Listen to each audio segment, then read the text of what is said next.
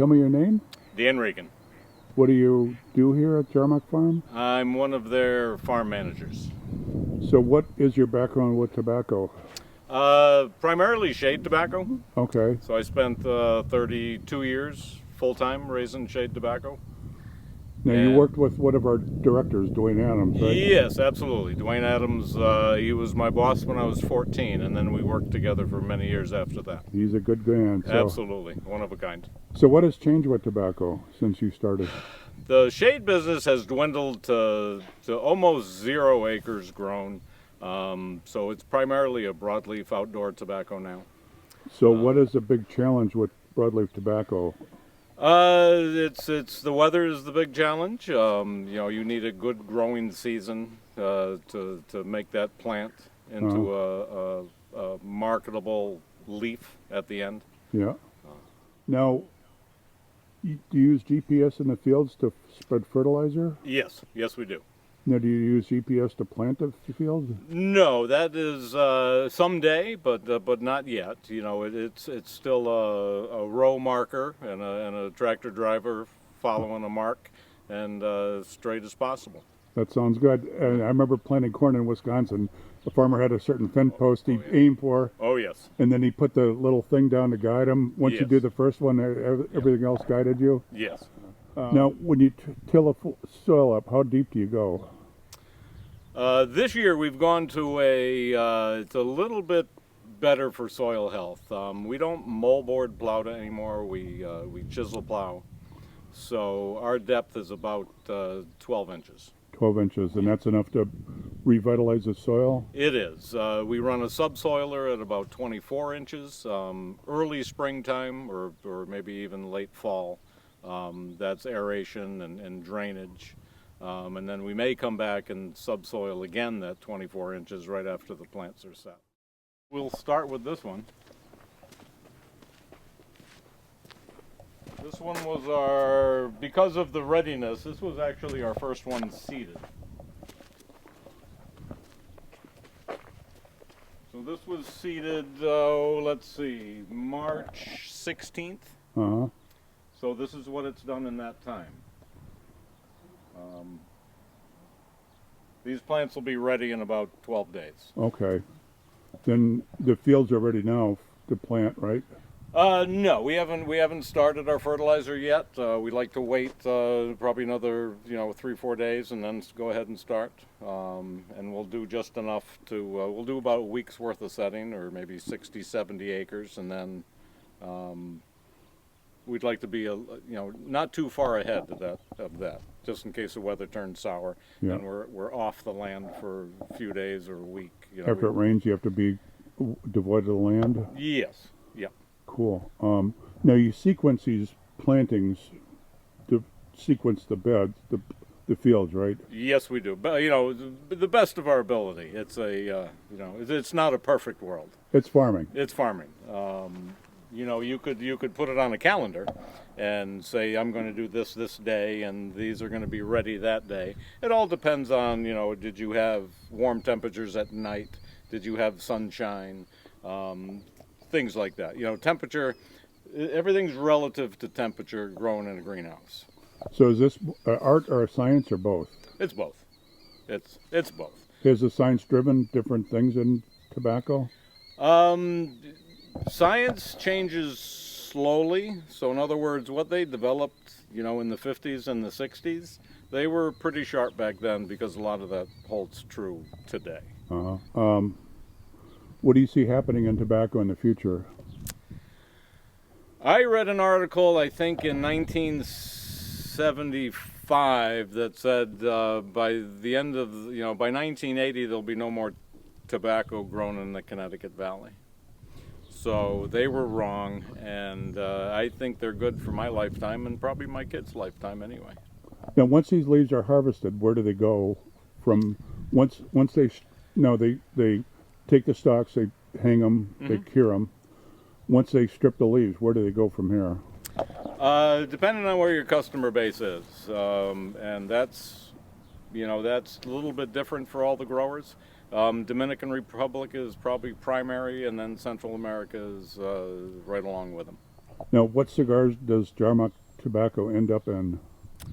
An awful lot, because there's different manufacturers, but you know, not being a cigar smoker anymore, I kind of lost track of the varieties. But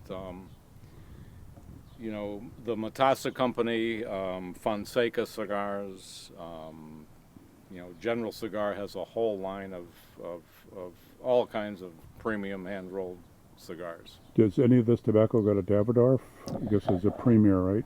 Davidoff has broadleaf lines, absolutely yes. Cool. They do. Matter of fact, I took a tour of their factory probably in the early 2000s when we were sorting tobacco, and then the people in the factory arranged a tour for me, so it was pretty fascinating. I watched a video about Davidoff. There's a lot of work that goes into tobacco. Once they get it, they have to. Oh yes. What do? They sweat it? And They sweat it, which is a fermenting. Fermenting They process. might be going for a darker color, and just it has to be it's a finishing process. That fermentation will keep that tobacco virtually, you know, forever in condition. But that's why the expense, because it's fermenting Yes. process is a big. Yes. They showed the fermenting process. It's a really big deal to do it. It really is, and it has to be done just right, just like anything else in the tobacco business. It's not a rough business. It's a very genteel Yes. tobacco business where the leaves have to be protected. And Very deliberate. Everything in that process is very deliberate. You know, watching and, you know, conditioning, sorting and sizing and mulling rooms, and, you know, the pressing of the bale, the finished bale, and then it hasn't even hit the manufacturer's floor yet. Yeah. So it probably, you know, for a 1 year crop, it probably takes 18 months before that actually gets into a cigar. before that leaf is ready to go on a cigar, or even longer. That's impressive. Yeah. Well, thank you very much, Dan. I appreciate it. Oh, Thank you're you welcome. for finally talking to me. You took so long to catch up. Well, it's just the way it is. It's a tough, you know. And this is probably 20 years ago. And he was from Kansas, and he came from a 10,000 head cattle feedlot operation. He had 4 people. That's all it took to run that 10,000 acre feedlot. Grow the crops. Because it's kind of automated. Automated, big equipment, and here we are, you know, raising X number of acres. You know, even when I raised 100 acres of shade, we had 120 people, you know, for 6 months out of the year. So you needed the people, and that's where a big part of the expense is, and that's part of the game. You need people that know what they're doing. Need people that know what they're doing. Like Dwight Arnold said, you know, I watched them pick the shade. He says, "Do you watch them?" He said, "No." These guys know. And the older Jamaicans teach younger Jamaicans. Oh, sure. And Yes. Jamaicans don't work fast, but they work steady. A lot of them are fast. They're just an excellent group of people, and even the local people are great. And you know, it is a pleasure working with good people. It just is. Because I interviewed Don Dennis, Okay. and he had a very positive things to say about Jarmoc Farm and Oh, good. working tobacco and Yes. everything else. He says, "Jarmoc, this is the last place I'll ever work. I love working for Jarmoc because he's always thinking 20 steps ahead." They're great people. They have the temperament. I've never seen father and son work together so well, and I've seen a bunch, and they're just, you know, inspiring people to be around. You know? Now, did you work with Curly at Brownston? Sure did. I met Curly one time. He was at a farm, I think, in Suffield. Works for Carl Christian now. Christian, yeah. But I talked to him. He loved working for Dwayne Arnold. Oh, yeah. Dwayne, and he just had positive things to say. Curly's his nickname. That was Carlton Winter. Yeah, he hung tobacco. He drove tractor for us. You name it, he did it. Just a good guy. He defies his age too. I met him a couple pretty of years. much, yeah. He looks 60 years. You would think he's in his 40s, but he's 60. He said. Yep. I'm a little bit older than him, but yeah, he's quite a guy. Did you work with Dwight Arndt? Not who's the other guy? There's somebody he's working in Washington State on Clifford Johnson. Clifford Johnson. Yes. Him and Dwayne got along really well. Dwayne still talks to him and sends him stuff. That's fantastic. Yeah, he's Just a school teacher by trade. Yeah. And I mean, he learned Spanish oh because it helped him do his job when he was with us. yeah. So he took the time in the wee hours of the night that he had. He took the time to learn enough Spanish where he could communicate real well. He said the only thing I didn't like working with Jamaicans because they wanted to work. He said we'd come back to the barracks, and they wanted to go back out again Oh yeah, yeah. because they wanted to make money. Oh sure. You know, it's a shame in a lot of ways, but that is their culture. That's their country.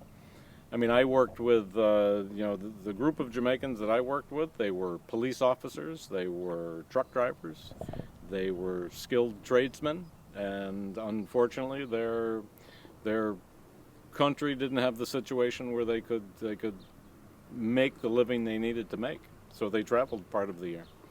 Like Don Dennis said, I asked him. He says, "What working tobacco changed your life?" He says, "I bought a house. My kids went to school." Oh, sure. It's a game changer for him. Oh yeah, yep. There were some farmers in there, but like I said, it ran the gamut of life experiences. I worked with he was an automotive engineer, probably the most intelligent person automotively that I've ever met, and this is what he had to do to put his kids through school. There was no such thing as free public education, so they paid for everything. Once high school started, I believe, the welders, could build our submarines for us that I've worked with. Right. But electricians, like I said, school teachers, policemen, 18-wheel truck drivers, it's just fascinating and a good group of people. Yeah. I think I have more friends in Jamaica than I do in the United States. Do you travel there often? I've only been one time. Yeah. It's one of those things. If you had the time, you didn't have the money. If you had the money, you didn't have the time. But such is life. there's always the next part of life. Yeah. Maybe we'll travel more. Now, Dwight Arnold said he makes a point to go to visit every one of the people that work for him at their house because he says without these people, Oh, it's absolutely true. I can't do all this stuff. No. That's going back to the fact that tobacco needs a lot of people to get that crop in. There's no other crop like it that needs the hands-on labor to do it. That's why Connecticut has the largest percentage of Jamaican population because the third largest, I believe, Jamaican population because of tobacco. Oh, that's interesting. Yeah. Now, on a daily basis, do you go to the field to determine what you're going to do next, or what fields need attention, or how do you do that?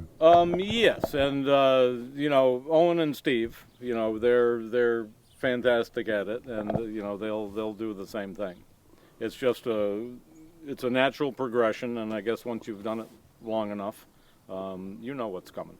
Now, Dwight Arnold said he'll go to the fields with his wife at night and determine what they're going to do the next day because he'll look at what's happening with the field, and that's where he puts his resources. Yeah, it's you kind of have to do that, and you can't again going back to it's not flying by the seat of your pants, but it's you have to adjust to There's a sixth sense about it. Right, you have to adjust to weather, you have to adjust to the speed of the growth, everything. All the resources that you expect to be here, maybe got delayed, so you have to make an adjustment that way. All kinds of things. Equipment breaks. Such as farming. Now, you do float trays plus regular beds. What has been proven to work better, the float trays or? I don't think there's a. It's hard to say. Float beds is a high density per square footage, just because of the size of the. There's a 288 cell float bed tray. That's just a little bit larger than our conventional. Conventional has 128 plants. That float bed tray has 288. So for greenhouse space and for density, float beds are the way to go. You don't have to physically water that greenhouse, so that's a saver. The downside might be that it's such high density. You're counting on this high density of plants. If a disease took that greenhouse, you've lost twice as much as you've done here. So it's a bit of a gamble, maybe. Might you go to all float beds at some point, or I hope not. the old farmer in you? Yeah, that's growing in a soil. You can think about it a little more. You have more control over these. You could speed them up. You could slow them down. You can hold them to a point. Who watches the? We all do. Felix is great. He does most of the hands-on work. Once these are seeded. But he's one of the caretakers, and he does a great job. Now, float trays, Steve said you have to mow them, cut them at couple to make the stalk thicker. Yes, it's a very small cell. Not much root mass to it, and it's a tall. It'll get to be a tall, spindly plant that won't stand up to the shock it's going to get when you put it outside. It's very happy in there. It's not going to be happy out in the field, especially if it's 85 degrees and sunny or 90 degrees and sunny with a breeze. So it needs to be. It's a hardening process for a plant. Now, do you have to take the beds out, cut them, or how do you mow? No, they've got it's suspended on a truss and on a tracking system. So you actually you push the mower up and down, or pull it up and down, and move it over, do a row, move it over, do a row, move it over, do a row, and eventually it's all mowed. So if this doesn't happen, that doesn't happen out there. Right. This is a very. Oh, absolutely. Yeah. You could really screw yourself if this doesn't. Oh, right. you could have the best land in the world. You could have all the right things, all the right thoughts, all the right plans. But if you don't do this right, you have nothing. So. Now, the float beds, do you have to pull them out to make sure there's no doubles in there like you did the other ones? No, it's just not. It's not practical. Because you really can't get in there and pull them out. Right. Not practical. So hopefully you do a good job seeding. You have a quality high germination seed, and you've done everything that you can do that's right, and off you go. These get pulled out and checked for doubles, and Yes. they plant the duds and all that stuff. Yep. That's just once, right? They pull Just them once, yes. And not everybody does that, but the Jarmocs do it, and It seems to pay well for you. you know what you've got. You've got a full tray in there now. Where if you had 70% germination, you'd have 70% of a tray. This way, you've got 100% if you need them. That's cool. Well, thank you very much. Oh, no, appreciate it. Really Thank you. appreciate it.